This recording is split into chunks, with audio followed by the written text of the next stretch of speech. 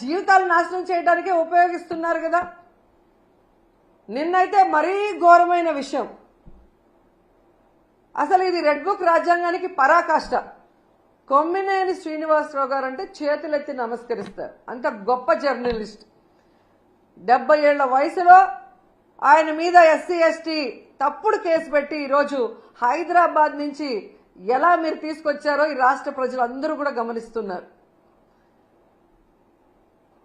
దీని గురించి మనం నిజంగా చాలా క్లియర్ కట్ గా మాట్లాడుకోవాల్సిన అవసరం ఉంది.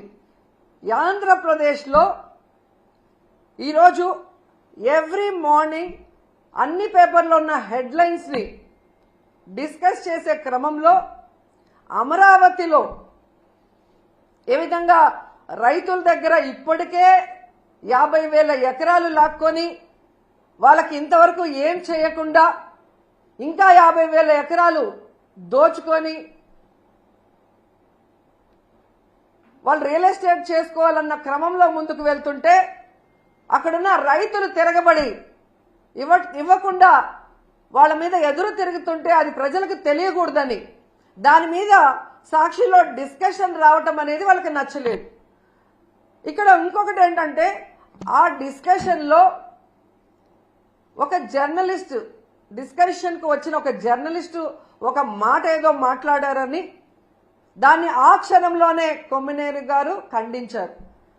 నాకు తెలిసి ఆయన డిస్కషన్స్ లో ఎప్పుడూ కూడా ఎవరూ కూడా తప్పుగా మాట్లాడితే ఆయన ఒప్పుకోరు, వెంటనే ఖండిస్తారు. అలాంటి గొప్ప వ్యక్తిని ఈరోజు ఎవరో మాట్లాడిన దానికి తన తప్పు చేయకపోయినా క్షమాపణ కోరిన కొమ్మినేని శ్రీనివాస్ గారిని అరెస్ట్ చేసి సంబంధమే లేకుండా ఎస్సీ ఎస్టీ కేసు పెట్టి ఈరోజు జగన్ గారు భారతమ్మ క్షమాపణ చెప్పాలి అని చంద్రబాబు నాయుడు లోకేష్ హోంమంత్రి అనిత గారు డిమాండ్ చేయడం చూస్తుంటే ఈ రాష్ట్ర ప్రజలకి నవ్వాలా ఏడవాలా అర్థం కాలేదు. ఈరోజు నేను సూటిగా ప్రశ్నిస్తున్నా చంద్రబాబు నాయుడు గారిని, అనిత గారిని, లోకేష్ గారిని. క్షమాపణ అంటూ చెప్పాల్సి వస్తే అది మొదట ఎవరు చెప్పాలో తెలుసా? కోడలు మగబిడ్డని కంటే అత్త సంతోషించదని ఆడవాళ్ల పుట్టుకనే అవమానించిన చంద్రబాబు నాయుడు ముందు క్షమాపణ చెప్పాలి. ఆడపిల్ల కనిపిస్తే ముద్దు పెట్టాలి లేదా కడుపైనా చేయాలి అన్న బాలకృష్ణ గారు క్షమాపణ చెప్పాలి. అలాగే మీరు చూస్తే జగనన్న తన కూతుర్లు చూడటానికి లండన్కి వెళ్ళినప్పుడు ఆయన గురించి నీచంగా మాట్లాడిన లోకేష్ క్షమాపణ చెప్పాలి. అలాగే భారతమ్మ విజయమ్మ గురించి నిన్న ఎంత ఘోరంగా మాట్లాడారో మీరు చూశారు అనిత గారు, ఆవిడ క్షమాపణ చెప్పాలి. అలాగే నన్ను బండారు సత్యనారాయణ ద్వారా ఎంత దారుణంగా ఎంత బూతులతో మాట్లాడించారో దానికి బండారు సత్యనారాయణ మాట్లాడించిన చంద్రబాబు నాయుడు లోకేష్ క్షమాపణ చెప్పాలి. అలాగే మీరు చూస్తే ఆఫీసర్స్ ని గతంలో హోమ్ మినిస్టర్ గా చేసిన సుచరిత గారిని అలాగే నన్ను చాలా వల్గర్ గా మాట్లాడిన ఇప్పటి స్పీకర్ బండారు సత్యనారాయణ గారు క్షమాపణ చెప్పాలి. అలాగే ఈ మధ్య కాలంలో టీడీపీ ఆఫీస్ నుంచి ఒక సైకో చేబ్రోల్ కిరణ్ అనేవాడు భారతీ మేడం ని ఎంత అసభ్యంగా మాట్లాడారో మీరు అందరూ కూడా గమనించారు. మరి టీడీపీ ఆఫీసులో అతనితో మాట్లాడించిన చంద్రబాబు నాయుడిని లోకేష్ ని క్షమాపణ చెప్పాలి, వాళ్ళ మీద కేసులు కూడా పెట్టాలి అంత ఘోరంగా మాట్లాడినందుకు.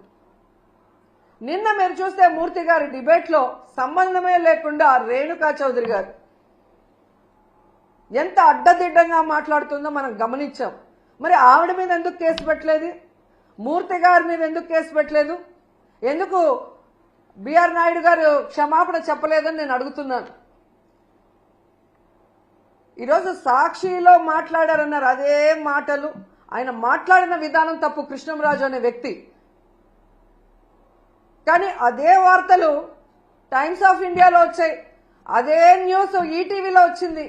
మరి వాళ్ళ ఆఫీసుల మీద ఎందుకు దాడులు జరగలేదు?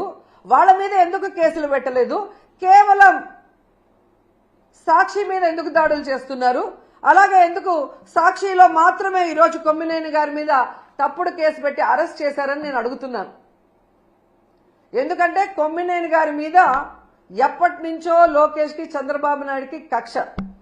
గతంలో అమరావతి భూములు 3 పంటల భూములు దోచుకొని రియల్ ఎస్టేట్ చేస్తున్నారన్న క్రమంలో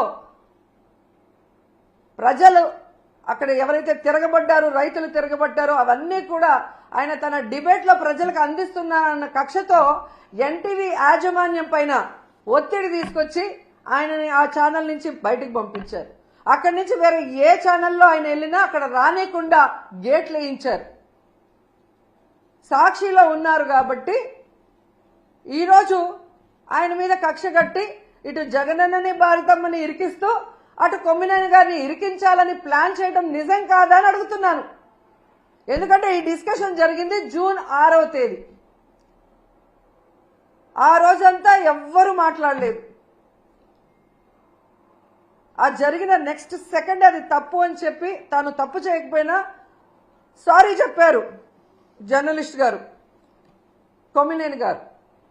అయినా కూడా ఆ నెక్స్ట్ డే జూన్ 7వ తేదీ లోకేష్ గారు, చంద్రబాబు నాయుడు గారు పని కట్టుకొని టీడీపీ సోషల్ మీడియా ద్వారా వైరల్ చేసి